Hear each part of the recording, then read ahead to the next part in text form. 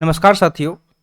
Elvis Yadav को आज पूछताछ के लिए बुलाया गया था। पूछताछ के बाद सबूतों के साथ उन्हें गिरफ्तार किया गया और कोर्ट में पेश किया गया। कोर्ट ने उन्हें 14 दिन की हिरासत में भेजा है। तो क्या है पूरा मामला, इस वीडियो के माध्यम से हम लोग समझेंगे। तो अगर आप वीडियो चैनल पर नए हैं तो जल्दी से चैनल को सब्सक्राइब कर दीजिए, जल्दी से वीडियो को लाइक कर दीजिए। तो चलिए वीडियो शुरू करते हैं। तो देखिए, बिग बॉस ओटीटी 2 विनर और यूट्यूबर एलवीस यादव को 14 दिन की हिरासत में भेजा गया है। सांपों के जहर सप्लाई मामले में सुनवाई करते हुए कोर्ट ने फैसला सुनाया है।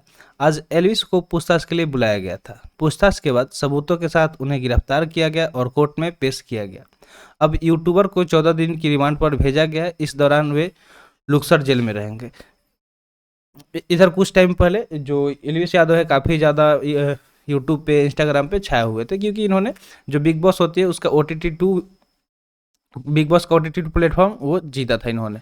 और उसके बाद से वो काफ़ी ये सुर्खियों में थे, चर्चे में थे और इनके काफ़ी ज़्यादा फैन फॉलोइंग भी है। लेकिन उसके बाद ही क्या हुआ कि एक मामला सामने आया जिसमें ये पता चला कि ये सांपों के जहर का सप्लाई में, मतलब उसमें जुड़े हुए हैं। सांपों के जहर का सप्लाई करते हैं और उसी चीज़ को लेके इनको पकड़ के उनसे पूछताछ किया गया और सबूत के साथ इन्हें पकड़ लिया गया है। तो ऐसा जब अगर कोई मान लीजिए कि कोई बहुत बड़ा यूट्यूबर है जिससे लोग बहुत सारे इन्फ्लुएंस होते हैं, उनके फैन फॉलोइंग है और कुछ गलत में पकड़ाते हैं, तो दिल से सबको बुरा लगता है। अगर ये ऐसा किए हैं तो बहुत गलत चीज़ है, अगर नहीं किए हैं तो हमारा जो कोर्ट है, कानून है, वो तो सही फैसला सुना ही देगा। फिर भी चलिए हम लोग आगे बढ़ते हैं और जानते हैं कुछ चीज़ें इनसे जुड़े हुए। तो दिया गया कि डीसीपी सेंट्रल नोएडा विद्यासागर मिश्रा ने केस को लेकर कहा कि ये विवेचना का विषय है। ठीक है, तो डीसीपी सेंट्रल नोएडा कौन है? विद्यासागर मिश्रा। उन्होंने कहा इस केस को लेकर कि विवेचना का विषय है। वाइल्ड लाइफ प्रोटेक्शन का केस था। ठीक है, ये केस जो है वाइल्ड लाइफ प्रोटेक्शन का है, तो ये बहुत मतलब सीरियस मैटर है। डीसीपी ने बताया सबूत मिले हैं और उसी हिसाब से गिरफ्तारी की गई है। तो बिना सबूत का गिरफ्तारी नहीं किया गया, क्योंकि डीसीपी के द्वारा ऐसा बताया गया कि इनके अगेंस्ट सबूत मिला है और उसी के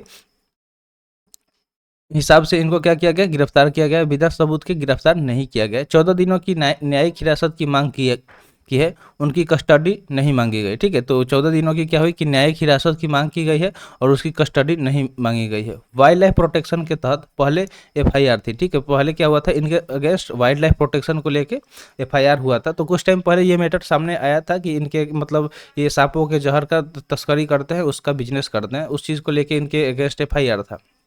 जांच के बाद एलवीस यादव के खिलाफ एनडीपीएस एक्ट भी ऐड किया गया था। ठीक है, तो जैसे ही जांच हुआ उसके बाद इनके खिलाफ क्या किया गया? एनडीपीएस एक्ट को ऐड किया गया था। आगे की जांच में अगर कुछ और लोगों का नाम सामने आएगा तो उस हिसाब से कार्रवाई की जाएगी। तो आगे और भी इस पर अच्छे से जांच किया जाएगा और जिस हिसाब से मतलब कार्रवाई हो, मतलब अगर नाम अगर किसी का और भी आता है तो उस हिसाब से कार्रवाई की जाएगी। चलिए आगे बढ़ते हैं और जानते हैं कि क्या है मामला। मेन चीज़ है कि ये मामला क्या है, किस वजह से इनको गिरफ्तार किया गया है।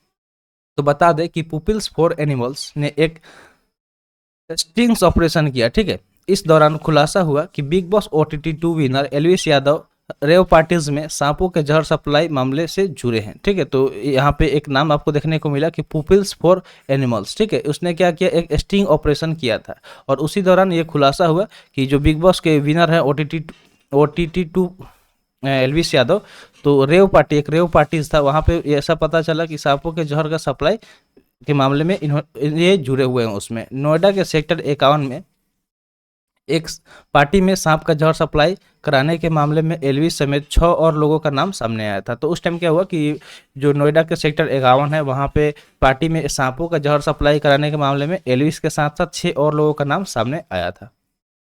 आइए आगे जानते हैं कि एलवीस यादव को हो सकती है 10 साल की जेल। अब देखिए, ये बहुत इंपॉर्टेंट टॉपिक है। एलवीस यादव के खिलाफ नोएडा पुलिस ने IPC wild life protection act के साथ एनडीपीएस एक्ट के तहत केस दर्ज किया गया। ठीक है, तो अगर हम बात करें एलवीस यादव के अगेंस्ट कौन कौन सा मतलब यहाँ पे एक्ट लगाया गया है, तो यहाँ पे जो नोएडा पुलिस है उसने क्या किया? IPC wild life protection act लगाया है। यानी कि देखिए, कोई भी मतलब जानवर है, अगर वो अगर उसको आप क्षति पहुंचाते हैं तो उसके अगेंस्ट आपको केस लग सकता है। ठीक है, खास करके जो वाइल्ड वाइल्ड एनिमल है उनके अगेंस्ट। ठीक है, सांप वाप के साथ आप कुछ नहीं कर सकते हैं और उसके साथ साथ एनडीपीएस एक्ट के तहत केस दर्ज किया गया है। अगर एलविस एनडीपीएस एक्ट के तहत दोषी पाए जाते हैं तो उन्हें 10 साल तक की भी जेल हो सकती है। तो अगर ये दोषी पाए जाते हैं तो 10 साल तक की भी जेल हो सकती है। तो अब देख लीजिए क्या होता है, क्योंकि यहाँ हमारे देश में कोर्ट और कानून है, तो सब कुछ वो अपने हिसाब से करेगा। तो चलिए आज के लिए इतना ही। उम्मीद करते हैं आपको जो भी चीज़ें बताई गई होंगी समझ में आ गया होगा। तो मिलते हैं फिर अगले वीडियो में। Thanks for watching. जय हिंद।